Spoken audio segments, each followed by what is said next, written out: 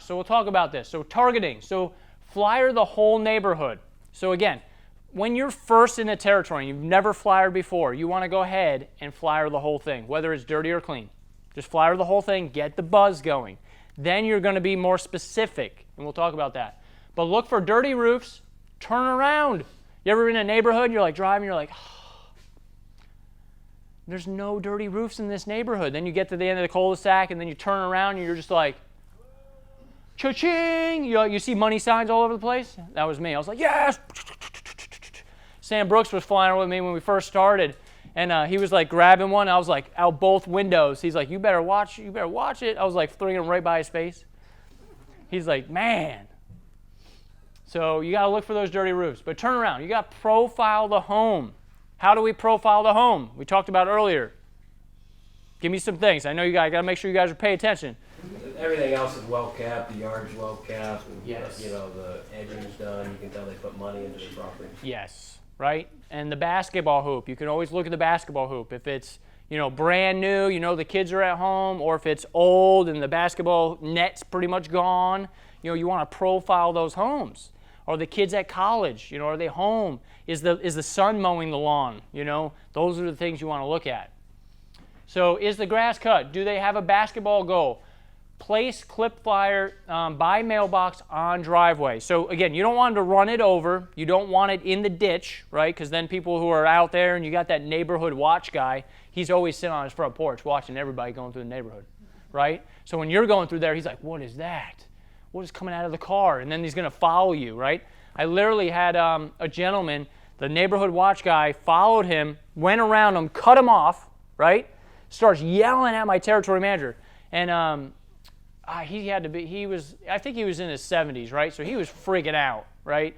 And so he gets out of the car, and the landscaping guy is right near where they're stopped, and he's working, and he tells the story, and it was so funny.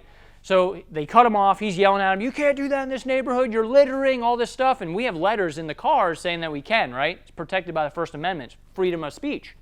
So the landscaping guy overhears this.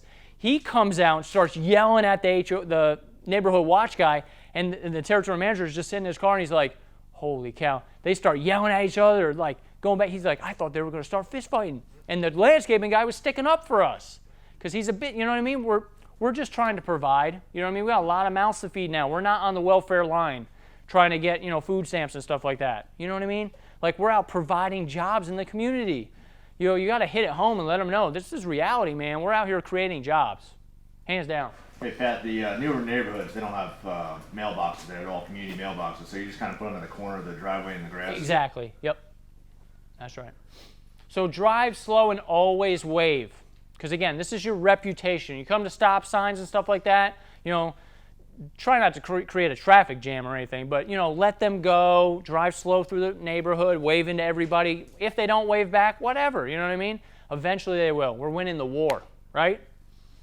So stop if you see somebody, if they're in the yard. Saturdays are great sales days, We don't promote work, we don't like working on Saturday because it's family, right? Saturday and Sunday is family day. But for sales is like sales Saturday. It really is. Like, everybody's out, they're doing gardening, you're going to see them, so you can talk to a lot of people. But flyer on the way in and out. Knock on 5 doors. You want to duplicate it, right? So put a yard sign in front of the community, like we talked about, so they see you all week long, maybe 2 weeks.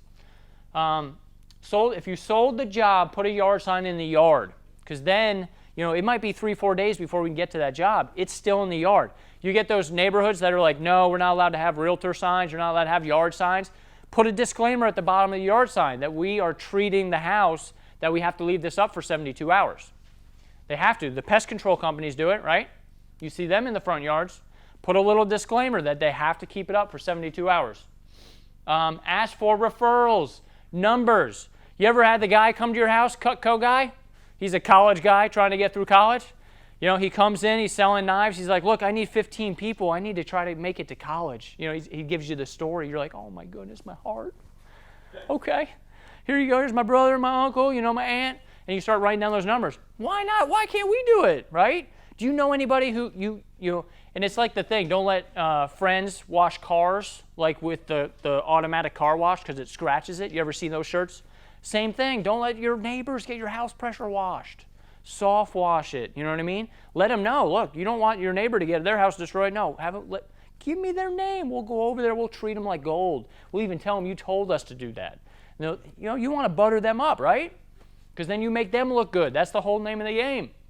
But we have a 25 referral program. So for $25, sometimes we do 50. If they get a neighbor or something like that, we'll knock $50 off the bill. Because again, we're talking big tickets, right? $1,000 tickets, right?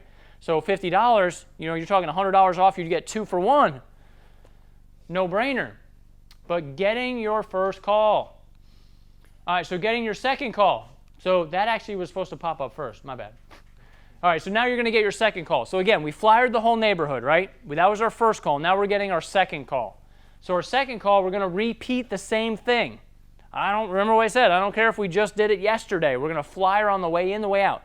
You're not going to put 2 flyers on the driveway, though. But if they took them in, throw another flyer out there, right? Then flyer on the way in and out. Knock on 5 more doors. You want to duplicate your efforts. Put a yard sign in the front of the community if it's been taken up. Because you're working that territory. You are going to have competitors put up their yard signs in front of yours.